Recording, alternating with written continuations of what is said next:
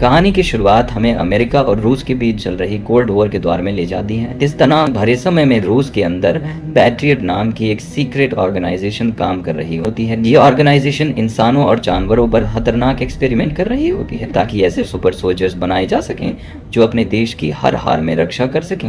इन experiments के दौरान कई प्रोजेक्ट्स पूरी तरह फेल हो जाते हैं और कई जिंदगियां बर्बाद हो जाती हैं, लेकिन इन्हीं नाकामियों के बीच कुछ एक्सपेरिमेंट कामयाब भी होते हैं। कुछ लोग असाधारण ताकत हासिल कर लेते हैं और सुपर हीरो बन जाते हैं। सब कुछ आगे बढ़ ही रहा होता है, लेकिन तभी एक भयानक और रहस्यमयी ब्लास्ट होता है जो पूरी लैब को तबाह कर देता है। इस धमाके में सारे सुपर हीरो प्रोजेक्ट्स खत्म हो जाते हैं और वहाँ मौजूद साइंटिस्ट्स का भी कोई सुराग नहीं मिलता।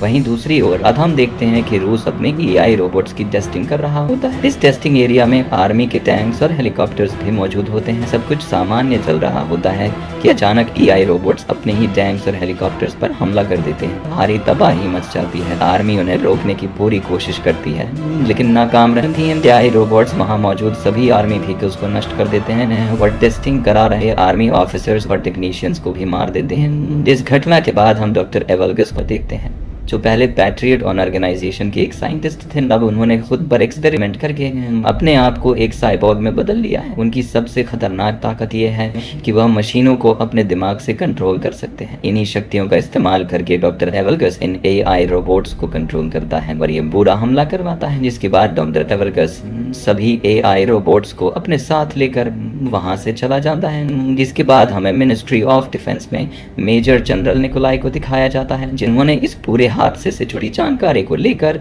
एक इमरजेंसी मीटिंग बुलाई होती है। मीटिंग के दौरान मेजर निकोलाई बताते हैं कि सन 1940 में डॉक्टर एवलगस पैट्रियट ऑर्गेनाइजेशन के टेक्निकल डिपार्टमेंट के हेड हुआ करते थे। उस समय एवलगस मॉडल 1 नाम के एक प्रोजेक्ट पर काम कर रहे थे, जिसके जरिए एक खास रिमोट की मदद से किसी भी इलेक्ट्रिक मशीन को कंट्रोल किया जा सकता था।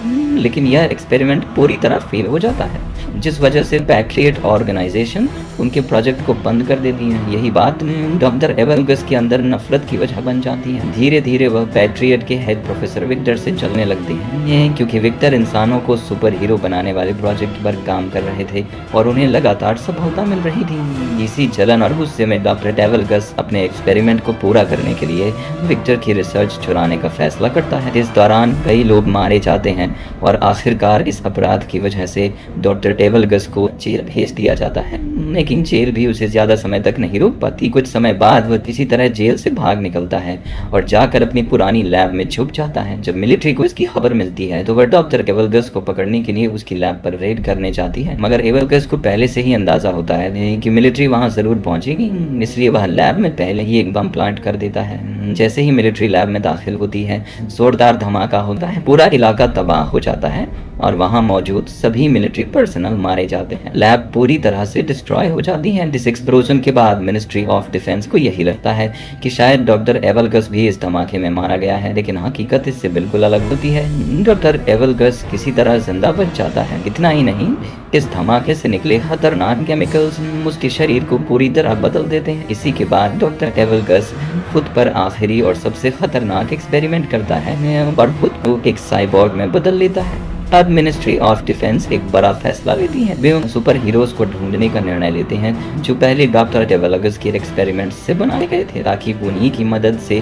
डॉक्टर एवलगस को रोका जा सके। वहीं दूसरी ओर हम डॉक्टर एवलगस को देखते हैं जो अलग अलग जगहों से मिलिट्री व्हीकल्स और इक्विपमेंट्स चुरा रहा होता है। इसी बीच मीटिंग खत्म होने के बाद ministry of defence secret organisation patriot को दोबारा से एक्टिव करने का फैसला लेती है। इस बार पैट्रियट की कमान मेजर एलिना लेरेना को सौंपी जाती है।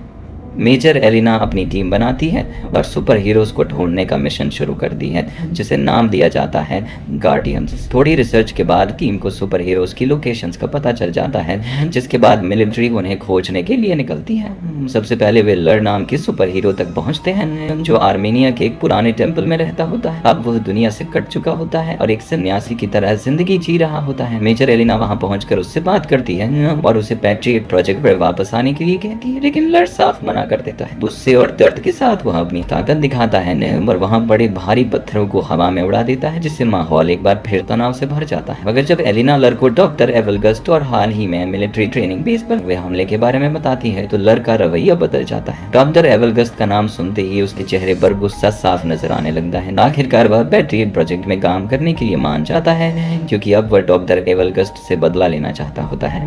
जिसके बाद हम खान नाम के एक और सुपर हीरो को देखते हैं। कुछ एजेंट्स उस पर अपनी कारों से हमला कर रहे होते हैं, लेकिन खान के पास सुपर स्पीड और घातक सुपर ब्रेक्स की ताकत होती है।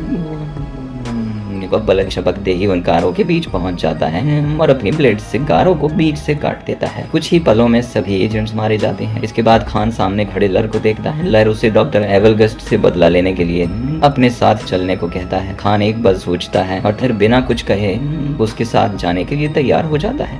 दूसरी ओर कहानी हमें साइबेरिया ले जाती है, जहाँ मिलिट्री तीसरे सुपर हीरो को ढूंढने पहुंची होती है। यह सुपर हीरो आर्सस होता है, जो एक अबैंडन्ड केबिन में रह रहा होता है। जैसे ही आर्सस मिलिट्री को देखता है, वह अपने बीस्ट फॉर्म में बदल जाता है। उसका रूप एक खतरनाक जानवर जैसा हो जाता है। आर्सस मिलिट्री पर हमला कर देता है और उन्हें मारना शुरू कर देता है। इसी दौरान उसकी नजर खान और लर पर पड़ती है। जब उसे पता चलता है कि वे दोनों डॉक्टर एवलगस्ट से बदला लेना चाहते हैं, तो आर्सस भी उनके साथ जाने के लिए मान जाता है। अब कहानी आगे बढ़ती है और हमें मॉस्को में एक सर्कस शो दिखाया जाता है। यहाँ जिनिया नाम की एक लड़की अपनी परफॉर्मेंस कर रही होती है। वही बड़े बूढ़े में छलांग लगाती है और पानी में कूदते ही गायब हो जाती है। दरअसल जिनिया के पास पानी में गायब होने की सुपर पावर्स होती है। शो खत्म होने के बाद जिनिया अपने ड्रेसिंग रूम में होती है, तभी अचानक वहाँ खान आ जाता है। खान को देखते ही जिनिया चौंक जाती है और उस पर हमला कर देती है। खान अपनी सुपर स्पीड का इस्तेमाल करके उससे दूर जाकर खड़ा हो जाता है और उसे समझाने की कोशिश करता है कि वे दोस्त हैं, लेकिन जिनिया उसकी बात नहीं सुनती और दोबारा उस पर हमला कर देती है। तभी वहाँ लर आ जाता है। जिनिया उससे भी फाइट करने लगती है, लेकिन लर उसे हरा देता है। इसके बाद वहाँ आर्सस आता है। वह जिनिया को बताता है कि सुपर पावर्स की वजह से हम सभी अब तक जवान हैं। 40 साल बीत चुके हैं, लेकिन आज भी हमारी उम्र वही की वही है। आर्सस यह भी कहता है नहीं कि जिसने हमें ऐसा बनाया है, अगर तुम भी उससे बदला लेना चाहती हो तो तुम हमारे साथ आ सकती हो। इसके बाद सभी लोग हेडक्वार्टर पहुंच जाते हैं। वहाँ जिनिया उन्हें बताती है कि उसे सिर्फ सन 1978 तक की ही मेमोरी याद है। उसके बाद का सब कुछ उसके दिमाग से मिट चुका है। वह बताती है कि डॉक्टर्स ने उसे शिवास्तुपोल के पास पाया था, लेकिन कोई भी उसकी पहचान नहीं कर सका। उसके हाथ में पहनी एक रिंग से ही उसका नाम पता चला था। डॉक्टर्स ने उससे कहा था कि वक्त के साथ उसकी याददाश्त वापस आ सकती है, लेकिन अब तक ऐसा नहीं हुआ है। जिनिया यह भी बताती है कि उसकी उम्र न बढ़ने की वजह से उसे जिंदगी में कई मुश्किलों का सामना करना पड़ा है। उसे बार बार अपनी लोकेशन बदलनी पड़ी ताकि लोग उस पर शक न करें और वह लोगों की नजरों से दूर रह सके। जिसके बाद जिनिया अपनी पावर्स के बारे में बताती है। वह पानी में गायब हो सकती है और हालात के हिसाब से अपने शरीर का टेम्परेचर भी बदल सकती है। उनकी बातचीत अभी चल ही रही होती है कि तभी एलेना की टीम का एक मेंबर वहां आता है और बताता है कि उन्होंने डॉक्टर एवगस्ट की लोकेशन ट्रेस कर ली है। डॉक्टर एवगस्ट एक जंक यार्ड में मौजूद है, जिसे वह अपने कमांड सेंटर की तरह इस्तेमाल कर रहा है। ये खबर सुनते ही सभी सुपर हीरो जंक यार्ड पहुंच जाते हैं। वहाँ तेज बारिश शुरू हो जाती है। बारिश का फायदा उठाकर जिनिया पानी में गायब हो जाती है और बिना डरे आगे बढ़ने लगती है। वहीं बाकी चारों अलग अलग दिशाओं में बैठकर डॉक्टर एवगस्ट को ढूंढने लगते हैं। इसी बीच अचानक हेडक्वार्टर से उनका सिग्नल टूट जाता है। उधर डॉक्टर एवगस्ट के गार्ड्स जिनिया को देख लेते हैं, क्योंकि एवगस्ट ने अपने गार्ड्स को एक्स्ट्रा विजन दे रखा होता है। वे जिनिया के बॉडी टेम्परेचर से उसकी लोकेशन पकड़ लेते हैं और सुपर वेपन से वहीं उसे फ्रीज कर देते हैं। दूसरी ओर हान और आर्सस अपनी सुपर पावर्स का इस्तेमाल करते हुए गार्ड्स पर टूट पड़ते हैं और एक एक करके उन्हें मारने लगते हैं। लेकिन जैसे ही हान कुछ पल के लिए रुकता है, एक सिपाही मौके का फायदा उठाकर उस पर इंजेक्शन शूट कर देता है। इंजेक्शन लगते ही खान बेहोश हो जाता है। वहीं आर्सस को भी डॉक्टर एवगस्ट के गार्ड्स चालाकी से फंसाकर पकड़ लेते हैं। दूसरी तरफ लर अपने शरीर को पत्थरों से कवर कर लेता है। वह अपने दोनों हाथ एक साथ जमीन पर मारता है, जिससे वहाँ हल्का सा भूकंप आ जाता है। इसके बाद वह कई सिपाहियों को मार देता है। तभी डॉक्टर एवगस्ट खुद वहाँ आ जाता है। लर उस पर पत्थरों से हमला करता है और दोनों के बीच जबरदस्त फाइट शुरू हो जाती है। लेकिन डॉक्टर एवगस्ट पर लर के हमलों का कोई असर नहीं होता। एवगस्ट लर को बुरी तरह पीटता है और उसे घुटनों पर लाकर उसकी कमर तोड़ देता है। लर गंभीर रूप से घायल हो जाता है। इसके बाद डॉक्टर एवगस्ट सभी को एक मैग्नेटिक शील्ड वाले चैम्बर में बंद कर देता है। वहाँ वह उनसे कहता है कि उसे पहले से पता था कि वे सब यहाँ आएंगे, इसलिए उसने अपने गार्ड्स को उनसे लड़ने के लिए सुपर वेपन से लैस कर दिया था। इसके बाद वह उन सभी को अपने साथ जुड़ने का ऑफर देता है, लेकिन आर्सस साफ मना कर देता है। अब डॉक्टर एवगस्ट अपने कंट्रोल में लिए हुए चोरी किए गए टैंक्स और मिलिट्री व्हीकल्स को एक्टिव करता है और शहर पर हमला कर देता है, जिसमें बड़ी संख्या में लोगों की जान चली जाती है। इसके बाद हमें न्यूज़ दिखाई जाती है जिसमें बताया जाता है कि मिलिट्री टैंक्स चोरी हो चुके हैं और एक अनजान दुश्मन अपनी आर्मी के साथ मॉस्को की तरफ बढ़ रहा है। हालात लगातार बिगड़ते जा रहे होते हैं। इसी बीच हम डॉक्टर एवगस्ट और मेजर जनरल निकोलाई को एक साथ देखते हैं। यहीं पर यह बड़ा खुलासा होता है कि मेजर निकोलाई ने ही डॉक्टर एवगस्ट के साथ एक सीक्रेट डील की थी। डील ये थी कि अगर मेजर निकोलाई सारे सुपर हीरोज को एवगस्ट के हवाले कर देगा तो एवगस्ट किसी भी चीज को अपने कंट्रोल में नहीं लेगा। लेकिन डॉक्टर एवगस्ट मेजर निकोलाई की बात नहीं मानता। वह अपनी असली मंशा दिखाते हुए मेजर निकोलाई को बेरहमी से मार देता है। असल में डॉक्टर एवगस्ट का मकसद सिर्फ बदला नहीं बल्कि पूरी दुनिया को अपने कंट्रोल में लेना होता है। इसके लिए वह एक विशाल टावर को उखाड़कर हेलीकॉप्टर्स की मदद से फेडरेशन टावर के पास ले जाता है। उसका प्लान दोनों टावर्स को आपस में जोड़कर रशियन सैटेलाइट को सिग्नल भेजना होता है। जैसे ही यह सिस्टम एक्टिव होगा सारी सैटेलाइट्स उसके कंट्रोल में आ जाएंगी और फिर दुनिया की कोई भी मशीन उससे बच नहीं पाएगी। इसी दौरान मेजर एलेना कमांड सेंटर से लर को हेडक्वार्टर ले आती है। जब लर को होश आता है तो वह मेजर एलेना को बताता है कि बेहोशी की हालत में उसने अपनी बेटी को देखा था। उसने अपनी बेटी को बूढ़ा होते और अपनी आंखों के सामने मरते हुए देखा। सुपर पावर्स की वजह से उसकी उम्र नहीं बढ़ी, लेकिन उसकी बेटी वक्त के साथ मोटी होती चली गई। यह याद उसे अंदर से दौड़ चुकी होती है। कुछ ही देर बाद प्रोफेसर विक्टर मेजर एलेना से मिलने आते हैं। वो बताते हैं कि वह कई सालों से छुप कर रह रहे थे, लेकिन जब उन्होंने न्यूज में एवगस्ट को देखा तो उन्हें वापस आना पड़ा। विक्टर कहता है कि एवगस्ट को हराने के लिए उनकी मदद बेहद जरूरी है। वह तुरंत लर का इलाज शुरू कर देता है और मेजर एलिना को एवगस्ट की लैब के बारे में जरूरी जानकारी देता है। इसके बाद मेजर एलिना अपनी टीम के साथ एवगस्ट की लैब पर पहुंचती है। वहां वे सभी गार्ड्स को मारकर गार्डियंस को आजाद करा लेते हैं। आर्सस मेजर एलिना को बताता है कि हर दिन वह एक जानवर में बदलता जा रहा है और उसे डर है कि कहीं वह हमेशा के लिए जानवर ही न बन जाए। एलिना उसे भरोसा दिलाती है कि ऐसा कभी नहीं होने देगी, पर शायद प्रोफेसर विक्टर उसे ठीक कर सकें। उधर हम प्रोफेसर विक्टर को एवगस्ट की लैब में उसकी प्रेजेंस की स्टडी करते हुए देखते हैं। तभी अचानक वहाँ डॉक्टर एवगस्ट आ जाता है। विक्टर उसे देखते ही कहता है कि उसने उसके साथ धोखा किया है और सुपर हीरो प्रोजेक्ट पर अकेले काम करके उसके साथ गलत किया है। एवगस्ट गुस्से में कहता है कि अब पूरी दुनिया को बताएगा कि असली जीनियस कौन है। यह कहकर वह वहाँ जहरीली गैस छोड़ देता है और चला जाता है, जिससे विक्टर बेहोश हो जाता है। इसके बाद डॉक्टर एवगस्ट दोनों टावर्स को जोड़कर स्पेस ट्रांसमीटर को सेट करता है। जैसे ही वह सिस्टम को एक्टिव करता है मेजर एलिना और उसकी टीम को इसकी जानकारी मिल जाती है। मेजर एलिना तुरंत फाइटर जेट्स को डॉक्टर एवगस्ट पर हमला करने का आदेश देती है, लेकिन डॉक्टर एवगस्ट अपनी रोबोट आर्मी की मदद से सभी फाइटर जेट्स को तबाह कर देता है। दूसरी ओर हम एक ऊंची बिल्डिंग पर खान और एलिना को खड़े हुए देखते हैं। खान एलिना को बताता है कि एक फाइट के दौरान अपने भाई को हराने की कोशिश में वह अपनी सुपर पावर्स पर काबू नहीं रख पाया और गलती से अपने ही भाई को मार बैठा। यह बात आज भी उसे अंदर से खाई जा रही होती है।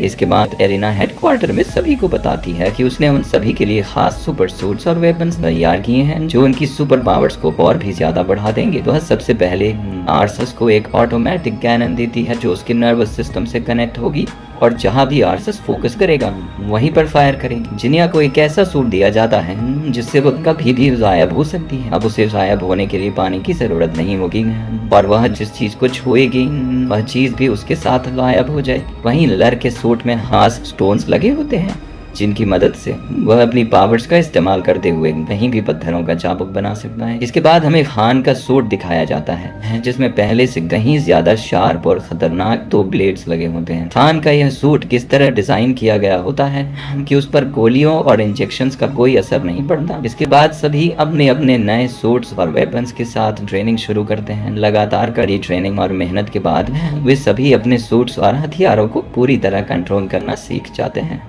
वहीं दूसरी ओर डॉक्टर डेवगस्ट रशियन सैटेलाइट को सिग्नल भेजने के लिए दोनों टावर्स को चार्ज कर रहा होता है। उसका प्लान साफ होता है, जैसे ही स्पेस ट्रांसमीटर एक्टिव होगा सैटेलाइट को सिग्नल भेज दिया जाएगा। इन सबको रोकने के लिए गार्डियंस के पास अब सिर्फ 1 घंटे का समय बचा होता है। मेजर एलेना दोनों टावर्स के चारों तरफ बनी शील्ड को बंद करने के लिए एक प्लान तैयार करती है। प्लान के मुताबिक शील्ड बंद होते ही सभी को तुरंत वहां से निकलना होगा, क्योंकि इसके बाद मिलिट्री मिसाइल्स की मदद से दोनों टावर्स को तबाह कर दिया जाएगा। प्लान के अनुसार सभी आगे बढ़ते हैं। लर एक सीक्रेट टनल की मदद से पहले टावर में घुस जाता है और अपनी इलेक्ट्रिक चाबुक से वहां मौजूद सभी गार्ड्स को मार देता है। दूसरी ओर आर्सस अपने ऑटोमेटिक कैनन से दूसरे टावर के गार्ड्स को खत्म करता है, जिसमें जिनिया गायब होकर उसका साथ देती है। गार्ड्स को मारने के बाद जिनिया और आर्सस लर के पास उसकी बिल्डिंग में पहुंच जाते हैं। इसी दौरान खान भी अपने प्लेन की मदद से दोनों टावर्स के पास पहुंच जाता है, लेकिन तभी डॉक्टर एवगस्ट के आई रोबोट्स खान के प्लेन पर हमला कर देते हैं। हमला इतना जबरदस्त होता है कि प्लेन पूरी तरह डैमेज हो जाता है। खान को प्लेन से कूदने में परेशानी होने लगती है। उधर लर, जिनिया और आर्सस एक बहुत बड़े बाइक पर चलते हुए डॉक्टर एवगस्ट के मेन टावर की तरफ बढ़ रहे होते हैं। तभी एवगस्ट के गार्ड्स वहां पहुंच जाते हैं और उन पर फायरिंग शुरू कर देते हैं। गोलियों के बौछार के बीच आर्सस का बैर पाइप से फिसल जाता है और वह नीचे लटक जाता है। उसी वक्त लर अपने इलेक्ट्रिक चाबुक की मदद से एक शील्ड बना लेता है और ठीक उसी समय खान प्लेन से छलांग लगाकर उन गार्ड्स के नीचे लगे पाइप को काट देता है। पाइप टूटते ही सारे गार्ड्स नीचे गिर जाते हैं और वहीं मारे जाते हैं। उधर लैब में एलिना को प्रोफेसर विक्टर बहुत ही बुरे हाल में मिलते हैं। कमजोर आवाज में विक्टर उसे बताते हैं कि अगर सभी सुपर हीरो अपनी पावर्स को एक साथ मिला लें तो वे एक बेहद शक्तिशाली एनर्जी पैदा कर सकते हैं। वही एनर्जी डॉक्टर एवगस्ट को हराने का एकमात्र तरीका है। दूसरी तरफ गार्डियंस लगातार गार्ड्स को मारते हुए एनर्जी जनरेटर तक पहुंच जाते हैं। वहां जिनिया अपने शरीर का टेम्परेचर बढ़ाकर जनरेटर को पकड़ लेती है। यह उसके लिए बेहद दर्दनाक होता है, लेकिन फिर भी वह हिम्मत नहीं हारती। जिनिया जनरेटर में शॉर्ट सर्किट कर देती है, जिससे वह बंद हो जाता है। ऐसा करते ही वह बेहोश होकर गिरने वाली होती है, लेकिन आर्सस उसे संभाल लेता है।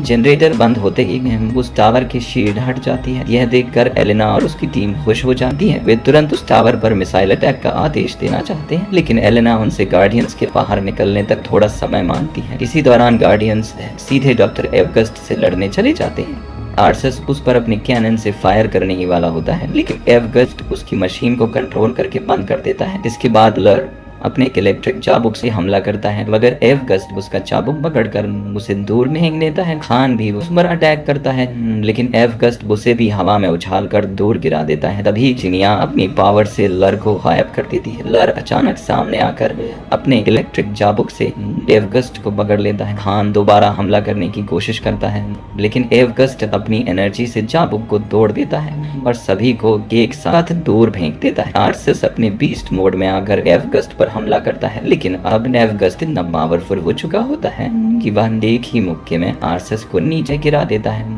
इसी बीच हान की नजर ऊपर उड़ रहे एक प्लेन पर पड़ती है। वह अपने दोनों ब्लेड्स को रस्सी से जोड़कर प्लेन पर फेंकता है और उसी के सहारे उड़ते हुए आगे बढ़ने लगता है। तभी मिलिट्री दोनों टावर्स पर मिसाइल लॉन्च कर देती है, लेकिन टावर्स तक पहुंचने से पहले ही एवगस्ट उन्हें कंट्रोल करके आसमान में ही नष्ट कर देता है। इसके बाद एवगस्ट उस प्लेन को भी अपने कंट्रोल में ले लेता है और उसे नीचे गिराने ही वाला होता है। तभी खान रस्सी काट देता है और सभी नीचे नदी में गिर जाते हैं। वहाँ मेजर एलिना उन्हें वही बात बताती है जो विक्टर ने कही थी। अगर वे सभी अपने पावर्स को एक साथ मिला लें तो वे कितनी ज्यादा एनर्जी बना सकते हैं जो डॉक्टर एवगस्ट को हरा सकती है। गार्डियंस ऐसा ही करते हैं और अपनी सारी पावर्स लर को ट्रांसफर कर देते हैं। लर के अंदर कितनी जबरदस्त एनर्जी जमा हो जाती है कि जब वह उसे टावर्स की तरफ छोड़ता है तो वहाँ एक भयानक ब्लास्ट होता है। दोनों टावर्स बुरी तरह तबाह हो जाते हैं और डॉक्टर एवगस्ट भी मारा जाता है। इसके बाद न्यूज में दिखाया जाता है कि मॉस्को को मिलिट्री ने एक अनजान दुश्मन से बचा लिया है। असल में गार्डियंस की पहचान अभी तक पब्लिक नहीं की गई होती है। सब कुछ खत्म होने के बाद